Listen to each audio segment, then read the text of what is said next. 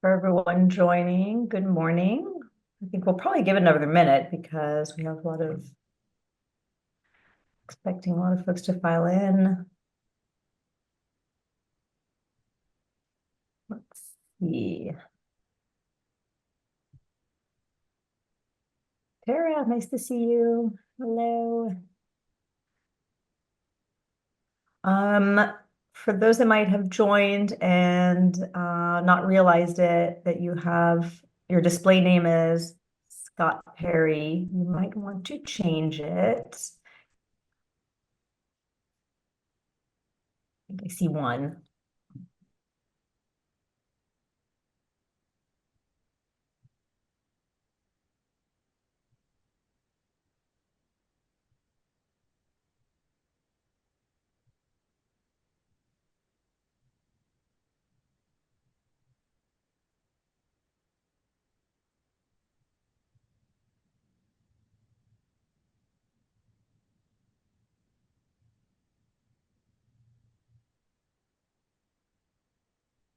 How you doing? Good morning. Good morning, everyone. Good All morning. We'll right. give it about 30 more seconds, and then in the interest of time, we'll start. So thanks for joining us, early in the morning, wherever you are, or if it's, late morning, almost early afternoon, thank you. We're very excited to have you here. Be there. Fighting your voice. Robert, you always are a soothing voice over the radio waves, so thank you. All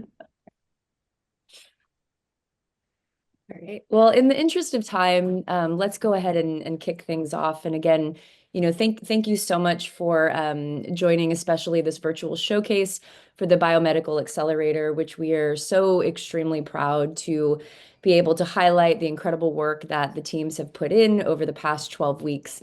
My name is Kelly Kiedis Ogborn. I am Vice President of Space Commerce and Entrepreneurship at Space Foundation.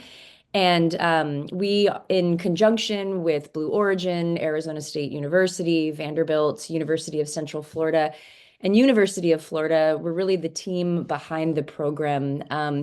And I want to, thank them for their partnership, thank them for their relentless ecosystem building and really being the dream behind the team to make this a reality. And you'll get to hear from them in a second before we kick this off. But just to really set the stage, there has never been more interest or activity in the space ecosystem. And globally last year, there was a launch every 39 hours, which really starts to fuel accessibility like never before and really set this precipice for the future of the space ecosystem that we have never seen before. You now compound that with the development of low Earth orbit architecture, specifically in commercial space stations and a lot of that, in-space service and manufacturing portfolio. And what that means is that space is becoming attainable for everyday citizens. And we are really just now at the focal point of what this new age of space engagement is going to look like. What this also allows, though, is the utilization of space like never before. What we know is that the conditions in zero gravity open the aperture for new things like drug manufacturing, precision manufacturing, the use of radiation to accelerate pharmaceuticals.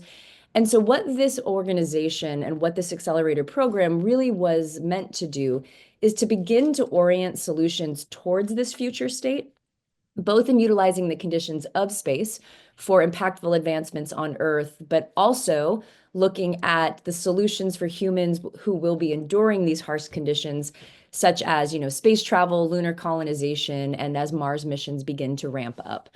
One thing that we would like to note that we are extremely proud of is that many of these teams that participated in this program are new to space.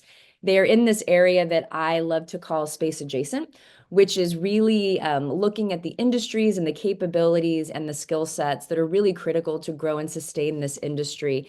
And so what's been really exciting for us is to see their development arc over the past 12 weeks, having space as an area of interest and now knowing that it is a business opportunity and a research option for them, which is really exciting.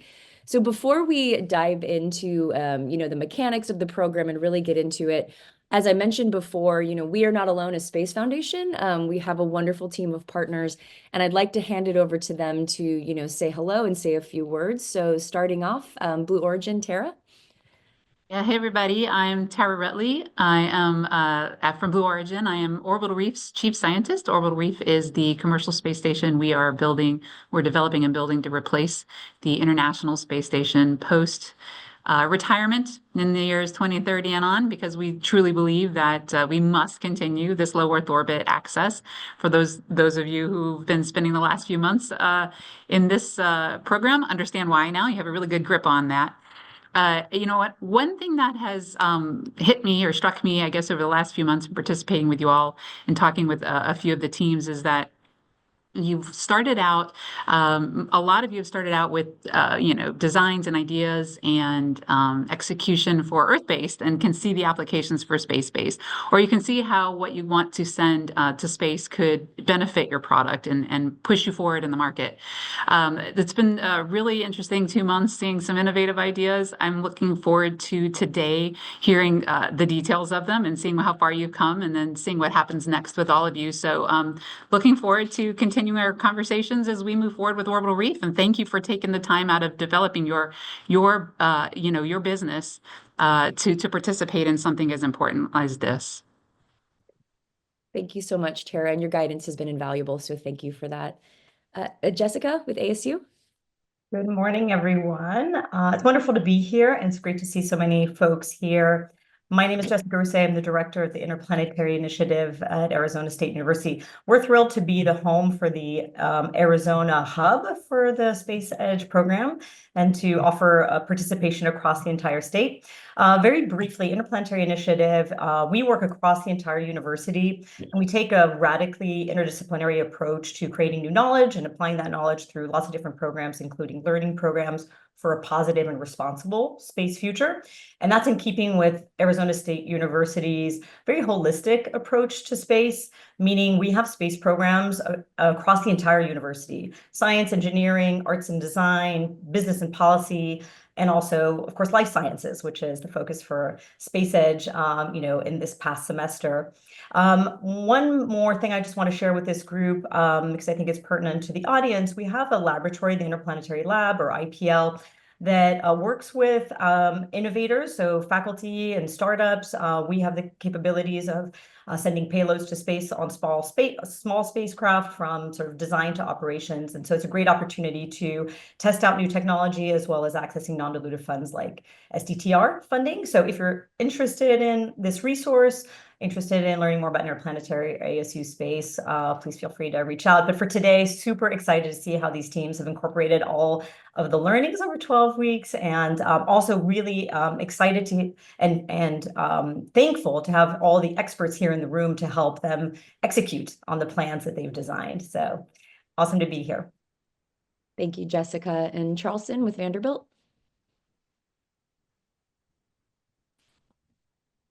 Good morning, everyone. Good morning. I'm Dr. Charleston Bell, and I'm the Director of Entrepreneurship, speaking on behalf of our combined esteemed teams, the Wondery Vanderbilt Innovation Center and the Vanderbilt Technology Transfer Office. We are the hub of the Mid-South, the Tennessee Valley region of this Space Edge Consortium.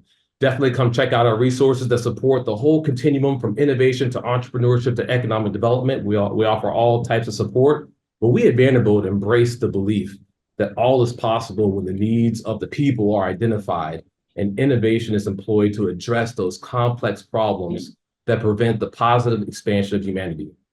And as all of us will witness this morning, right? All of us will witness this. We know that our nation and all of civilization is on the cusp of transformative change, both terrestrially and in space. So let it be known that I did everything in my power to not include a Star Wars or Star Trek joke in these remarks. But the truth is, this transnational collaboration and programs like this will ensure that the space enterprise will flourish and that us and all of humanity will live long and will prosper. So best regards to all. Thank you, and go forth and have a wonderful day of innovation. Thank you. That really integrated well into the programming. So feel free to throw more of those quotes in as the day goes on, Charleston. That's great. Thank you so much. Julie with the University of Central Florida. Hello, everybody. So Florida Space Institute was leading the UCF hub of the Space Edge Accelerator. So we're really thrilled to have been part of this innovation and acceleration endeavor. Really, we see that, that's the spirit also of the Florida Space Institute. Our mission is actually to accelerate space research and education, in Florida and beyond. So we thought this was a great program. And I'd like to say thanks to our participants and to our partners. We really appreciate your dedication and creativity. We are happy to be part of these kind of accelerators, and innovation is at the core, really, of what our mission is. And as we engage in the pitches and meet the people today, I'd like you to explore opportunities for collaboration and to keep Florida Space Institute in mind if you see opportunities to work with us, because together we really continue to lead the way in innovation and discovery. So thank you, and let's have a great showcase today. Thank you very much. And Jamie with University of Florida. Hi, everybody, and thank you so much for all the hard work by the teams doing the pitches and the teams behind the scenes making this so flawless. I've just been so happy to be a part of this program. I'm a professor at the University of Florida, and we served also as a hub for many of the teams. I'm also an assistant director of the new Astreus Institute. And actually, the Astreus Space Institute didn't even exist when the Space Edge program kicked off. So it's been a big year for the University of Florida as well. And we're so excited that we've been able to help some of these folks get their ideas into this new economy. I've been working in the space biology world for a couple decades now, and I am so excited about how many new people are now entering this new environment and new area of research. So I can't wait to see what you guys talk about. I'm so inspired by all the ideas that you are pitching out there, and I can't wait to see what happens with all of your hard work. So thank you, and I look forward to a great session today. Thank you, Jamie. And I cannot say enough about this team. The people behind the scenes really working tirelessly to make this happen. And beyond each university affiliation that you see, there were also countless advisors and mentors for each university and ecosystems around each hub that came together. I know some of them are on this video call, so thank you so much for your guidance and just willingness to really coach these teams along the past 12 weeks. The other thing that I think is really exciting about this is, as you saw with the university spread, we really spanned coast to coast, different geographic regions within the United States. And Jamie, as you mentioned, I think that really helps punctuate the fact of interest growing in space, but also involvement in participants. And what was also really nice to see is that our cohort participants, even though that they might be affiliated with one particular university hub, were really able to accelerate their connections and their network with each other. And I know some of them have spurred new ideas and collaborations for the future. And that's really what it's all about. We're building this collective future together, and it's going to be at a very exciting time. So just a couple of high-level housekeeping notes before we go into the sessions. You will be hearing from 17 teams today, really representing two different tracks. We realized as the programming went on that the technologies and ideas really fell into kind of, two different veins. So session 1 is really going to focus high level on medical intervention, therapeutic production, and kind of administration in space. And session 2 is really going to focus more on kind of in-space health monitoring and interventions. The way that it's going to be broken down is that each team is going to get 15 minutes total, 5 minutes for presentation, 10 minutes for Q&A. We are lucky enough for each session to be joined by some expert panelists who will be giving their ideas. However, we also are going to open it up to any audience members that want to, give their feedback as well. So what we plan to do is when we go into each session, there will be a feedback form that will be dropped into the chat that we would love for you to fill out. with guidance or questions or just sort of any input for teams.